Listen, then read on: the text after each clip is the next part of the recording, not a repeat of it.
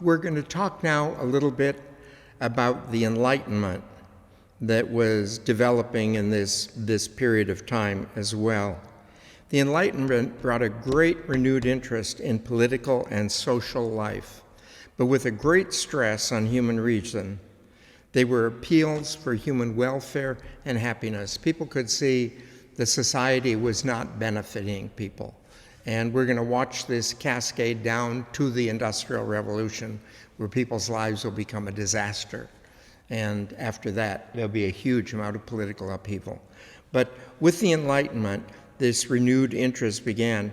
Many leaders were claiming that they were influenced by the French philosophers, and they tried to strengthen their control by government reforms.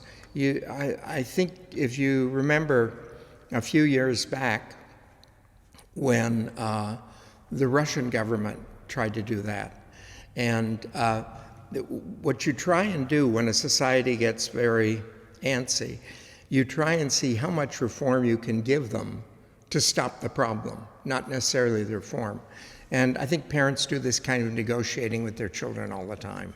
You try and go as far as you can in order to eliminate the reaction, but not to, change the whole situation. So there were rulers doing this. This came to be known as Enlightenment despotism, because the ruler did not want to give up the absolute authority that came with the office, but they tried to bring about reforms in order to make people's lives easier. And I think we're moving towards the dawn of democracy, where people are the ones who decide what makes their life better, not another person. But this became known as enlightened despotism. This period also saw the building of the huge palaces in Europe as a sign of the authority of the king. The palaces that we really, talk about, Buckingham Palace, Versailles, the palaces that were built by the Habsburgs in Vienna and Hungary, Budapest, that these great palaces came at this time. Also, a couple of the palaces in Russia by Catherine the Great, the Winter Palace and stuff like that. These things were built as a way of kind of reinforcing the authority of the government while it was being eroded by these people's thoughts. Changes and reforms took place, but also the rulers became more absolute. Rather than listening to people, like for instance, if we were to go back earlier, you have a ruler who has a council around him, like in England, the Privy Council. He has a council around him that he listens to and stuff like that. As this went on, the ruler became more and more absolute, but more interested in the good of the people too. So the rules became absolute. And I guess a good example of this, if you ever saw the movie Amadeus, you will notice that the ruler there was a bungling idiot. But everyone said yes to everything. They were all nice to him and listened. And they oftentimes did things very different than he wanted, but always told him it was what he wanted. And he was stupid enough to believe them. So rulers wanted the income from trade and needed an increase in production and people. So rules began to be passed to improve agriculture and encourage immigration from other lands. The idea was populations now, you benefited by having a larger population. Before, a larger population demanded more food. And since everything was basically food production on little farms, you had to be concerned about too many people. However, when you begin to gather people in the cities, then you actually have more farmland. The farms are greater production, and you need more people, both to farm and to build the city up. So we're watching a concentration of population now in cities. And new crops were introduced. Remember, we have come to the New World, and having come to the New World, certain things from the New World were introduced into Europe, things they had never known. But I think it's funny when you study European cuisine, it's impossible to imagine Italian cuisine without the tomato. but the tomato came in at this period because it came from the New World. It's impossible to imagine Ireland without the potato, and the potato comes in out of this period, comes from the New World. You cannot imagine Chinese cooking without chilies, and chili came in at this time. Another major thing was turkeys, but actually if you begin to examine historically, much more of European crops began to dominate in our country than things that were taken to Europe. But it's really significant, some of these, particularly the potato and the tomato, I think. Attempts were made to make government more efficient, and close attention was paid to income and expenses. Before this time, it was not a big deal. I mean, if you were running short of food, you just stole it from the peasants, this sort of thing. But now they began to watch income and expenses, and so they began to watch that closely. Efforts were made to increase the collection of taxes, and the effect was to make the authority of king reach right down to each individual. You see, before this, we had princes of different areas, and they would be responsible to pay the king and this sort of thing. So the authority of the king didn't touch people individually. But like in the United States, the authority of the president touches me individually each year when I do my income tax. That goes there. So that's what happened at this time. The authority of the king began to reach down to these individuals. And this idea of collecting taxes, in our own day, taxes have become very, very efficient, largely because money is traceable. So that while, I think everyone tries to figure out a way to get around the taxes thing. And partially they do it by paying people under the table and stuff like that. But they have all kinds of ways in which trying to trace money and follow it, they're able to keep a good account of kind of what's going on. Where this is really a disaster is in the Mideast. If you go in the Mideast, they want you to pay for most things in cash. They'll accept American traveler's checks because they deposit them outside the country in a free account. But this is so much true that there are many countries in the Mideast where an agent simply of the government goes around the country and assigns you a tax.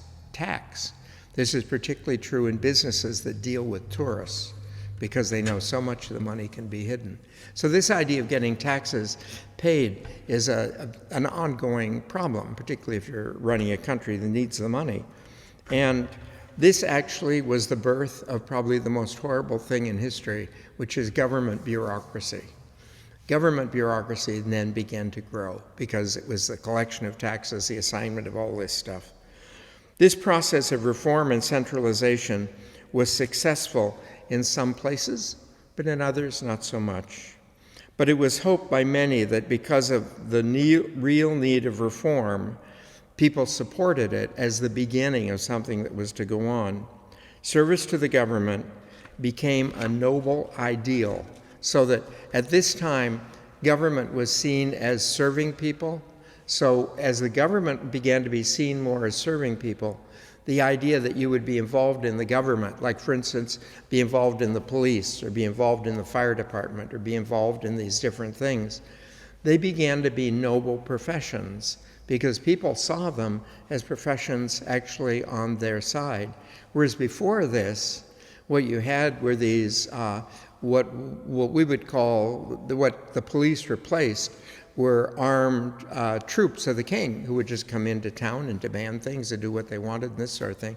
So working for the government was seen as malevolent before this period. And now working for the government began to see more as benevolent. And it will become more and more benevolent as the government becomes more and more the work of the people. We'll watch this kind of go on. The work of, in Russia, Peter the Great organized his empire so that he had absolute authority over everyone and everything.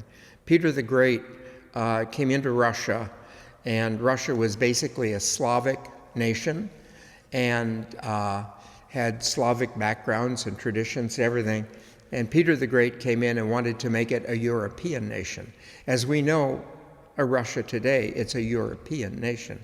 But that's the work of Peter the Great. But he took on absolute authority. It's almost as though the president would come in and say to all of us, I know what is best for you, you do not, and then begins to make these changes. Well, that's what Peter the Great did, and he organized absolute authority over him. Incidentally, it worked, which is why he's called the Great. If it had been a disaster and torn the country apart, it would be terrible.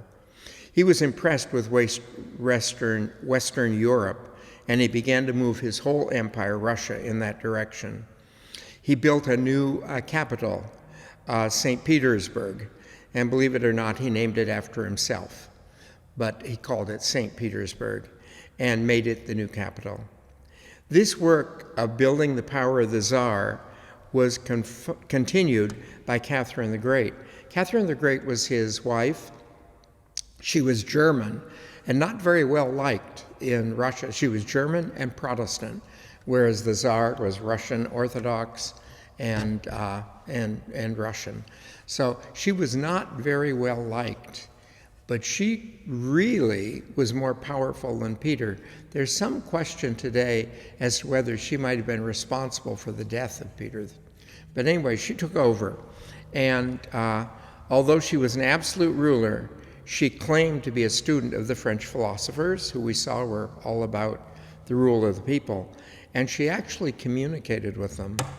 She brought Russia closer and closer to Western Europe. Neither Catherine nor Peter had much use for the Russian Orthodox Church. And again, they were moving in a direction away. Like if you go to the Slavic countries today, most of the Slavic countries are Orthodox, Armenian Orthodox, and the Orthodox are all through that area. So while they were trying to move Russia into this more European stance, in their minds, they wanted to move Russia to a more Catholic thing as well. And the Russian Orthodox Church saw that. So the Russian Orthodox Church was an obstacle. So they considered the Russian Orthodox Church to be contemplative and passive. And so that it was a church interested in prayer and penance and stuff like that. And that's true. The Russian Orthodox Church has a great tradition of monasticism and this sort of thing. And so Peter abolished the office of patriarch and placed himself in charge of the church. So Peter became head of the church. Remember, the patriarch, there'd never been a patriarch in Russia until the fall of Constantinople. And then the other patriarchs in the world actually elected the head of the Russian Orthodox Church to be the patriarch that replaced the Patriarch of Constantinople. But here he abolishes the role of patriarch and places himself in charge. A holy synod was established as a department of the government, and the Russian Orthodox Church simply became a branch of the government. And if you were to go to New York, there's a large Russian Orthodox monastery called the Monastery of the Holy Cross, and they were established by Russian Orthodox monks fleeing Russia at this period. And the reason they fled Russia is if the Tsar was appointing the head of the church and guarding the church that way, they did not feel the church had any authority. So they came and they established one independent. While they're Russian Orthodox, they have nothing to do with the Russian Orthodox in Russia. Neither Catherine nor Peter cared for the monasteries or the monks, and their efforts against them did little harm because of the great devotion of the people who admired monasticism. The monastics, like in the Catholic Church, monasteries are tied to the Pope, who is off in Rome, okay? And they have sort of an independence from the bishops. And so monasteries tend to be more consistent and not with the flow of changes that go on around them. So monasteries were seen as great centers of religion, certainly in Russia. They are today too. In 1763, the German government began to make attempts to take over control of the Roman Catholic Church.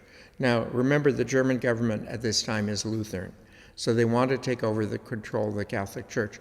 It was up until the founding of the United States, almost no one believed, including the Pope, no one believed that a church could foster very well if the government did not support it, okay? And so here the government was concerned that the Catholics were in there, and they said the Catholics probably have more loyalty to the Pope than they do to Germany. Even many of the Catholics thought the church should be more under the control of the national government than under the Pope in Rome. There was a bishop, von Hothem, who wrote a book questioning the position of the Pope in reference to other bishops. Now, you recognize from the name that he's German, okay? So he questioned the relationship of the Pope. He taught that the Pope was the first among equals, but did not have authority over other bishops.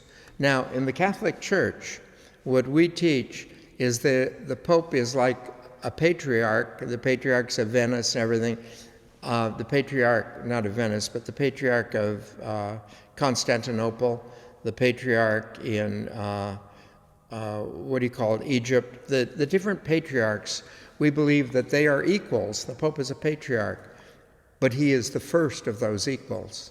But each of those patriarchs would consider themselves above their bishops, okay? And so did the Pope. But this man believed that the Pope was the equal of the bishops. His position was that in each country, the church should be under the authority of the national bishops, and the decision of the Pope should be subject to a general council of the church.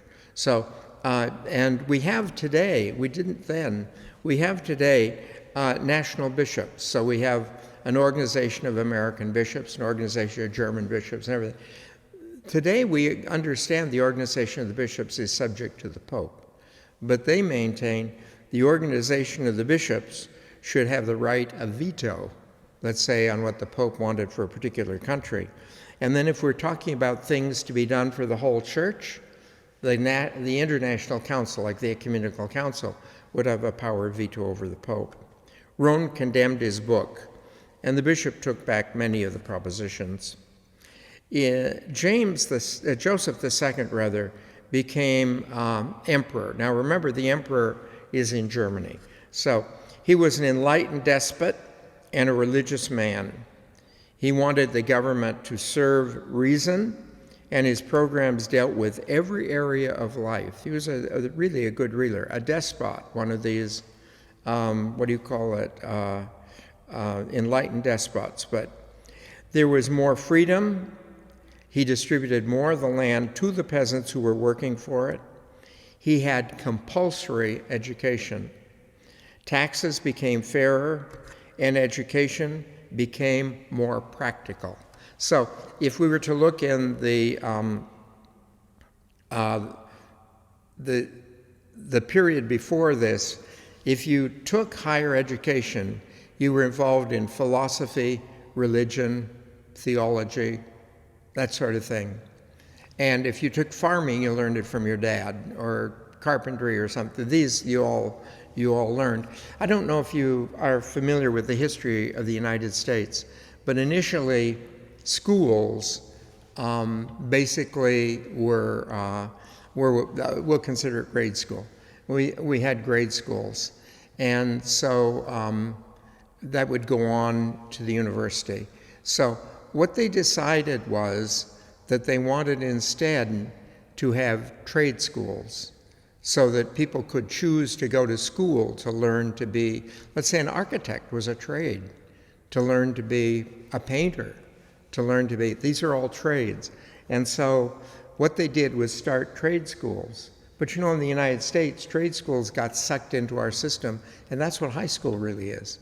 High school is the old trade schools. Used to be you'd go to grade school, and then you'd choose to go to a trade school or to go to university. Now you go through the trade school. And I'm sure many people have been to high schools that were great trade schools. where you could study carpentry and you could study mechanics and stuff like that. In the school I went to, there were very few trades, the high school. It was all college preparatory. But if you look at a college like Cal Poly is essentially a trade school. And certainly, you know, like if you want to learn to make wine today, it is a very complicated process. But the making of wine was considered a trade.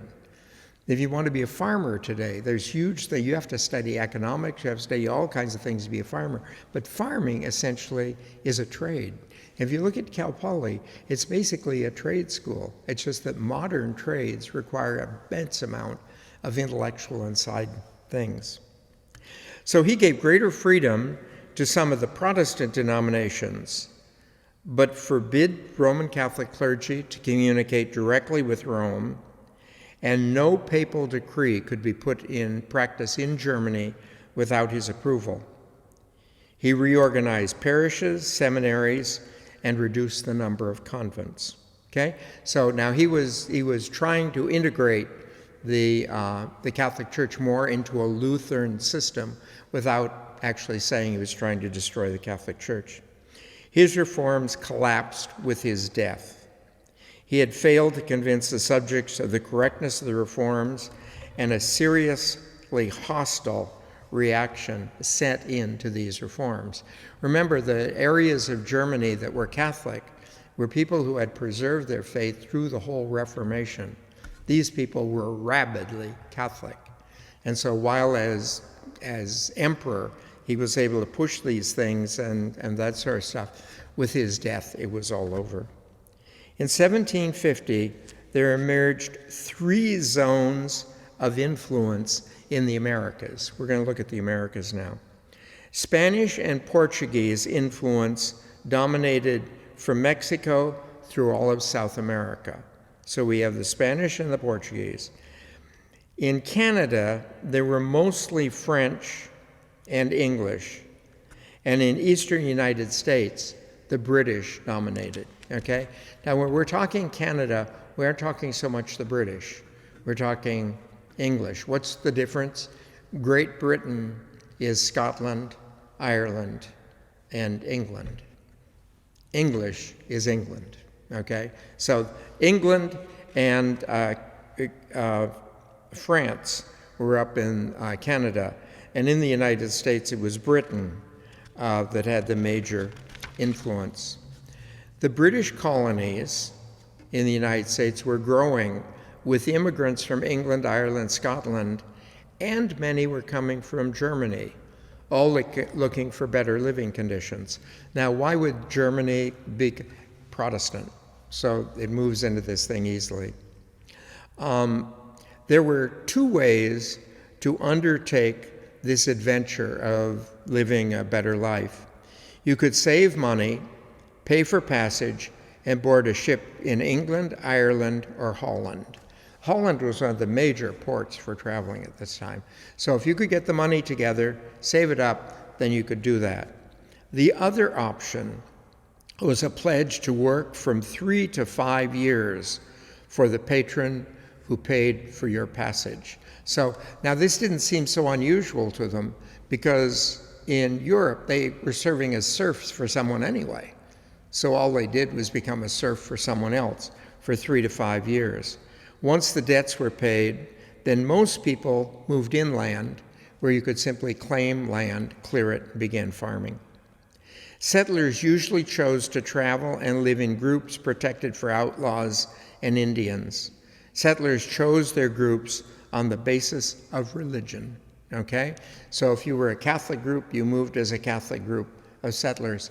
The last parish that I was in, St. Joseph's in Spreckles, is exactly an example of that. There was a group of German Catholics who came over, and most German groups were a Protestant, so they came over and they settled separately somewhere in the east, I don't know where it is, and then they came out and established they called themselves the Community of St. Joseph, established a community and built a church.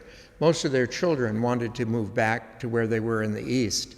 And so as the community died down, they gave their church building to Sacred Heart in Salinas, and they all moved back to where in the east, Midwest basically, where they were.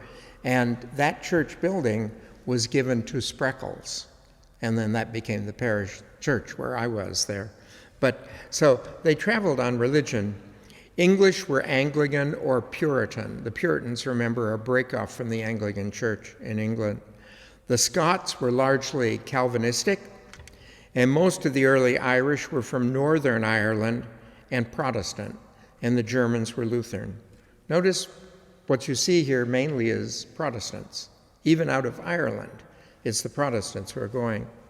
After establishing a working farm, a settler would resell it and move on to settle new lands, always moving west, okay? So what you would do when you got your freedom from the guy who you paid with your 5 years coming over, you cleared land, you and your wife cleared your land, established, once the farm was going, land cleared, crops in, that sort of stuff, then you looked for a buyer. And some people who came, people who could pay their passage, had money, so they'd buy an established farm. But then with the money, you could move further in, claim land again, and with the money you had, hire some workers and clear a bigger area. So you could become wealthy moving this way across the land, okay? Less adventurous people came behind them and bought the already settled land. Among the immigrants, Roman Catholics were an extremely small minority and met in small groups for Mass and devotions. We didn't have churches and things that you meet in small areas like that. They were scattered among the different religious groups. So you find little groups of Catholics in many groups. In 1776, the American colonies claimed independence from Great Britain. The great trade of American goods going to Europe and the growing size of the American lands and population gave the settlers a sense of power. And like, for instance, you think of where the people came from. The people all came from contained lands. You came from England, and you knew England what it was. You came from Germany. You came from Ireland. You came from these different lands. But in the United States at this time, we had no sense of there being an end. It's just you could keep moving forever and going west and this sort of thing. Also, because Canada was unpopulated, people looked at the idea that we could have moved north, and once they got over Mexico, that the idea they could have moved south. And so they had this concept, and it would become known in our tradition as manifest destiny, that we were supposed to do that. But anyway, they had this great sense of power. Growing anger over the level of taxation led in 1715 to the American War for Independence. So the American began this war for independence. The American Constitution gave freedom of religion and equality to all religious communities in the country, okay? And this was a remarkable thing, because this was most important for minority religions like the Roman Catholics, because then we could set about organizing churches. There may be maybe 3% of us in a city like Philadelphia, but we could build a church. Before that, you couldn't that way. And so they set about organizing the church, and on November 6th, 1789, John Carroll was named the first bishop. John Carroll was a cousin, just as a background story, was a cousin to one of the signers of the Declaration of Independence. And so he was known to be Catholic. And when the United States was established at this point, the Pope got in contact with Benjamin Franklin, who was the American ambassador to Paris at the time. And they asked Benjamin Franklin who the American government would like to see made the first bishop. See, the Pope still had in his mind the influence of the governments over this, because that was what was going on everywhere else in the world. And Benjamin Franklin said that the American government has no say or interest in who's a bishop. However, one of the signers of the Declaration of Independence had a brother who was a bishop. That was John Carroll. So he was made bishop. He was in Baltimore, Maryland, where there was the largest Catholic population. The population of Catholics was about 25,000 in a population of 3 million. Okay? Bishop Carroll was cousin of Charles Carroll, one of the signers of the Declaration of Independence. Then he set about working for the church. First thing he did was establish Georgetown University, and he put it in the care of the Jesuits, as it still is. Georgetown University is in Washington, D.C. With the help of some French priests, he established a seminary. Now, one of the most important things when you get a country going as a national church, one of the most important things is national clergy. So they established a seminary for Americans. At that time of his death, there were 150,000 Catholics, 100 priests, and 4 dioceses. So, the church grew fast in the United States. Members of the Church of England organized their community under the title of the Protestant Episcopal Church. And if you go across the United States, you can oftentimes find these older churches being Protestant Episcopal, not Anglican. They call themselves Protestant Episcopal. The word Protestant meaning they're a Protestant church, and Episcopal meaning they have bishops. Protestant Episcopal. Most Protestant churches didn't have bishops. And sometimes you'll find themselves Methodist Episcopal, because they're Methodists, the Methodists have bishops, okay? So they would describe themselves that way. And they took a man called Samuel Seabury, who was made the bishop in the United States. And they called themselves Protestant Episcopal to separate themselves because the name that was used up to that time was Church of England. And as you can imagine, after the Revolutionary War, he didn't want to use the word England for a while. And Samuel Seabury, incidentally, from Scotland. In 1789, they became independent of the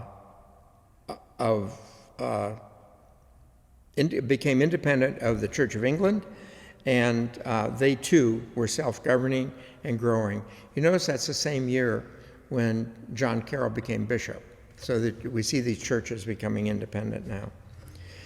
In 1794, Grand Duke Leopold of Tuscany is an example of enlightened despotism. He wanted to reform the economic life in Tuscany and wished to have the church under his control. Okay, as this despot, he wanted to be in charge of everything, but again, the enlightened despot, he wanted to improve everything. So to improve it, he had to have control, okay? He was a very good ruler, ruled with honesty and efficiency. He reformed the laws dealing with crime and punishment. He expelled the Catholic Inquisition and freed the serfs. I think we would even agree that it was beneficial for the church that the Inquisition was expelled. His effort to control the church was to appoint Bishop Ricci as the spiritual leader of the country. So one of the bishops, he appointed him as spiritual leader of the country, a Catholic bishop.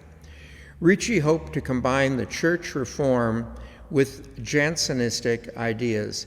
Now we talked about Jansenism before. It comes up many times. And Jansenism basically teaches that God is hard, he's watching very carefully, you do penances, God loves to see people do penance, and this or that. Jansenism is a very, very cold, strict religion. It's a form of Catholicism, but very, very cold. Oftentimes we have people come into confession and they will confess sins over and over again from their past life and tell you they just don't feel forgiven. That's Jansenism, okay? He wanted Infrequent communion. We're so unworthy, you should go to communion very infrequently, Jansenistic. Priests were told to be very strict in the confessional.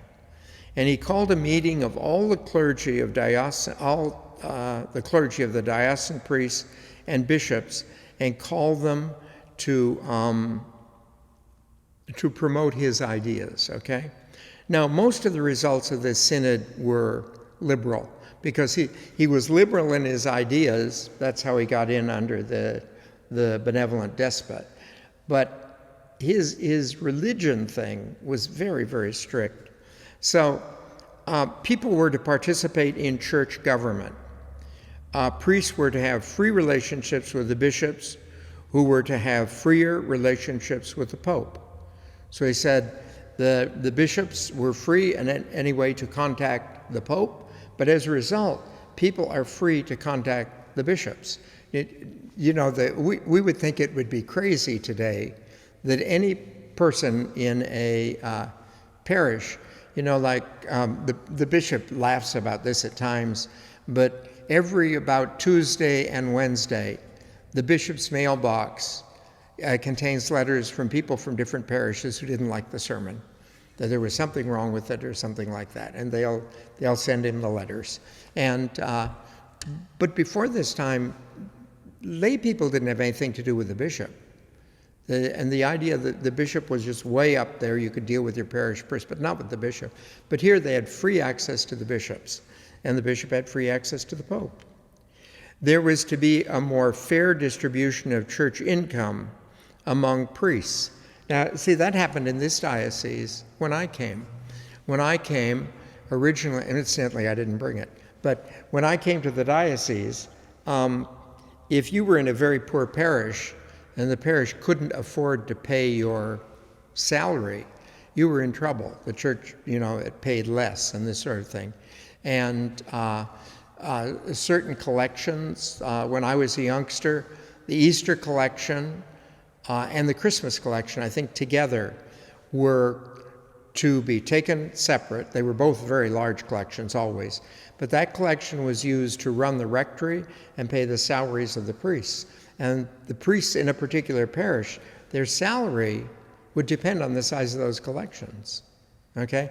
Now, what he did was establish a set salary for priests. So if you had a wealthy parish, like a wealthy parish in our diocese would be something like Carmel. If you have a wealthy parish, it would subsidize the salary for priests who might be in a parish that couldn't meet their salary. Okay? And a diocese does that today. Every diocese does that, and we do it. But it was a fair distribution of income among the priests. The liturgy was simplified, eliminating practices that Ricci considered superstitious. Okay? Now, I don't have any examples of that. I don't really know what he considered superstitious. But we did have a priest in this diocese in Atascadero who, when he arrived, he started eliminating statues of the Virgin Mary, devotion to Mary, anything that he considered, because he considered it superstitious. So he removed it, okay? Well, a priest isn't free to do that. The bishop, you could apply to the bishop and say, this has become a superstition in the parish, may I remove it? The bishop might say yes, but ordinarily, this isn't something we would do. So the popular reaction was totally against changes because popular devotions were attacked and the clergy felt the reform was moving too quickly. I think sometimes in a church, it's very easy to think too much of theology and too little of popular devotions. One of the great powers, one of the things I really admired about John Paul II was that he understood that. So what did he do? Lasting things. One thing he did was do a new Stations of the Cross. So he went through the Stations of the Cross and eliminated every station that was non-biblical, like the Veronica station, for instance. He eliminated all non-biblical stations, and then he expanded the stations, so you still ended up with 14. He added the Last Supper, the institution of the Eucharist, added where Jesus gives John to Mary and Mary to John at the cross. But he added these things. So you still had 14. And now when you go to many churches, like particularly if they have them outside, one side of the thing will be the 14 traditional, and the other side will be John's 14. Some of the newer churches have John Paul's 14, the modern ones, okay? But a devotion really touches people. The other thing he did was add another decade to the rosary, the luminous mysteries, okay? Now, when you do things in devotion, you really touch people. People are into devotions. You change things theologically, and oftentimes they don't even notice it, okay? The bishops met and they condemned the whole synod, okay, that he had done, and then the Pope condemned it as well. Emperor Joseph of Austria died. Leopold moved to Austria to replace him, okay? So the nice thing is Leopold now, with his thing falling apart, leaves the area. He goes to Austria rather than Germany. Bishop Ricci was removed from his diocese and retired to private life. And sometime near his death, he returned to the Catholic Church, okay? Another Italian reformer of this time was Cesare Beccario. His most famous work on crimes and punishments advocated the end of the death penalty. Notice we're talking the 1700s. The end of the death penalty and a more humane treatment of prisoners. I think you know at that time prisoners would be like abandoned in a prison. People would die, you'd be living, they'd be preying on one another, killing one another. It was a disaster. So he demanded humane conditions if you had a prison. And so this was another reform. In 1789, the French Revolution begins. And the French Revolution is actually the practical consequence of what we're watching with the whole Enlightenment. When you study history, you look at a person who's very theoretical, and they develop a theoretical idea, and then you move down, and you have someone who tries to put it into practice. So, like we have someone like Engels and Marx, with the theory of communism. But under Lenin and Stalin, it was put into practice. Nietzsche had a very strange view of society, but that was put into practice under Adolf Hitler. And so now what we do is see the Enlightenment is put into practice under the French Revolution. So the French Revolution begins. Louis XVI was king, and the nobility tried to undermine his absolute power. The nobility tried to take more power away from Louis so that they had a semi-constitutional or a semi-parliamentary government. The higher clergy of the Catholic Church were members of the nobility, so they sided with them, the bishops. The middle class was angry because they had no say in the government, and the poor were the ones who burdened the taxes to support this whole thing on top, okay? So on the top, we had the nobility who were supported by the poor. The middle class supported themselves. They didn't support the royalty, and the poor didn't support them, but they supported themselves. But the poor had to support the nobility, okay? The government was bankrupt, and the aristocrats forced the king to call a meeting of the different classes. Now, the different classes they were called estates. So the Estates General, they called it. Each estate had only one vote, but the workers of the country weren't represented. So the middle class there isn't represented. The middle class was called the Third Estate. I mean, the bottom wasn't represented. The middle class was called the Third Estate, realizing that the upper classes had no intention of sharing power with them, took control of the meeting. The meeting took place at Versailles. So we had the nobles, the clergy, and this upper middle class. So what happens? The middle class, which is the largest of the three estates, realizes they're going to have no place in the government, so they take over the meeting.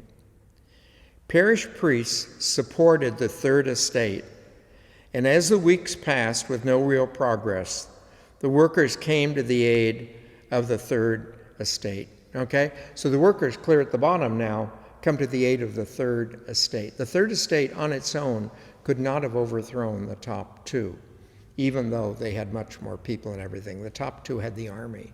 So now we have the rise of the poor. A mob formed in Paris. They stormed the Bastille, an old fortress that had become a prison, and it was a symbol of the dictatorship, largely because many people who were speaking out against the government and everything were imprisoned there at the time. The Estates General came to be called the National Assembly and removed the special privileges of the aristocrats, also the bishops, and issued the Declaration of the Rights of Man, stating that all were free and all were equal. See, that's just the Enlightenment coming in. At first, the new government was not hostile to the church. Remember, the parish priests had been supportive of this new movement, and the Catholics in the country, the poor Catholics and everything, they brought about this whole thing. But to correct the economic crisis in the government, they confiscated church property. They'll do the same thing Henry VIII will. Monasteries were shut down, dioceses were abolished, clergy were to become civil employees. Okay? Now, the thing that you have to notice here is that it is a tendency of churches to accumulate wealth. And that happens to all churches. And they have to be very, very careful of that, because as they accumulate wealth and a government is in real problems, it's obvious where the money is. And so they beg for this situation. That's why some of the most successful orders in the church, like the Franciscans and stuff, are very successful because there's nothing they need to seize. That's why the Jesuits had problems. That's why the Knights Templar had problems. It's this money thing. If you can get away from the money, have what you need to survive and stuff, and not accumulate money, but use it charitably in other ways, then you can survive through all this sort of thing. Priests were required to swear an oath of loyalty to these actions, and the Pope condemned the new laws. So if you wanted to be a functioning priest, you had to agree to the closing down of the monasteries, the money going to government, and that sort of thing. And it became necessary for people to choose between France and the church. Okay? It was an absolute choice. Most bishops and more than half the parish priests refused to take the oath, and they became outlaws just because of that. Many poor people, angered by the wealth and lifestyle of the clergy, and many educated people, influenced by the Enlightenment thinkers, were opposed to the privileged position of the clergy. And, you'd think that particularly spiritual leaders in the church would have been opposed to it too. But we have watched through the preceding period, from the Reformation up to this point, the church had been trying to divest itself from wealth and could not get the bishops to go along with it. It just could not happen. And so now the natural thing happens. Emotions exploded into violence against monasteries, convents, churches, and any person who dedicated their lives to the church. We would find whole monasteries, everyone killed and looted. There's a wonderful ballet called The Dialogues of the Carmelites that's about a Carmelite convent in Paris. I don't know, we may have something about it in here, but a Carmelite convent in Paris where the nuns, the Enlightenment said that sisters and stuff in convents were actually prisoners there. And so they took the nuns, and the nuns freed them from the convent, and they continued to meet privately and pray. So they decided to kill them, and they took them into Paris, and they were guillotined one by one. But the nuns that were in the, they take them to the guillotine in a cart. They took them out one by one and guillotined them, starting with the oldest, working down to the youngest. And they sang in the cart. The nuns sang as down to the last one was killed. Okay? But that was just one incident, but that's a famous one. None of this was in accord with the teachings of the Enlightenment or the philosophers, but extremists were gaining the upper hand. Priests who were not hidden by their congregations were deported. And they had a couple of things they did. They turned ships into prisons, and they loaded them with priests and just set them into the harbor. That if you wanted to take a little boat out there and take them food, you could. But they died of disease and everything. They all died on these ships. Okay? Monasteries and churches were sacked and destroyed, while religious men and women were attacked by the mobs. And we watched this go on in the country, and things like this would take place. They began to, at this time, also have religious services where they worshiped wisdom and reason and stuff like that. So I'm going to stop it here, and we'll pick it up here next week. Thank you very much for your attention. We're still going to be going on through the French Revolution for a while. The French Revolution had a tremendous impact on the church. Thank you.